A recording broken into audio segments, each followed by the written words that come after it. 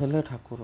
ଦାଣ୍ଡ ଦୁଆର ମୁହଁରେ ପଡ଼ିଥିବା ପରିତ୍ୟକ୍ତ ପଥର ଖଣ୍ଡକ ଯେବେ କୌଣସି ଦକ୍ଷ କାରିଗରର ନିଆଣ ସ୍ପର୍ଶରେ ଠାକୁର ମୂର୍ତ୍ତିରେ ରୂପାନ୍ତରିତ ହୋଇଯାଏ, ତେବେ ସେ ମନ୍ଦିର ଭିତରେ ସିଂହାସନ ଉପରେ ବସି ପୂଜା ପାଇଥାଏ। ଅନେକଙ୍କ ଆଶା ବିଶ୍ୱାସର ପ୍ରତୀକ ପାଲଟିଯାଏ। ପରିତ୍ୟକ୍ତ ପଥର ଖଣ୍ଡକ କେହି ହୁଏତ ବିଶ୍ୱାସ କି ଭରସା କରି ନ ପାରନ୍ତି, ହେଲେ ଠାକୁରଙ୍କୁ କିଏ ବା କାହିଁକି ଅବିଶ୍ୱାସ କରିବ? କେଉଁ ଆବହମାନ କାଳରୁ ଠାକୁରଙ୍କ ଉପରେ ଏମିତି ଅଖଣ୍ଡ ବିଶ୍ୱାସ ରଖି ଆସିଛି ମଣିଷ। ତେବେ ସାଧାରଣ ପଥରର ହୃଦୟ ଯେ କଠୋର, ଏହା କିଏ ବା ନ ଜାଣେ। ଅନ୍ୟକୁ ଚାପି ରଖିବାର ଆସ୍ପର୍ଦ୍ଧା ଯେମିତି ପଥରରେ ରହିଛି, ଠିକ୍ ସେମିତି ଅନ୍ୟର ପଥ ଓଗାଳିବାର ଅହମିକା ବି ସଦାସର୍ବଦା ତା ମନ ଭିତରେ ବସା ବାନ୍ଧି ଆସିଛି।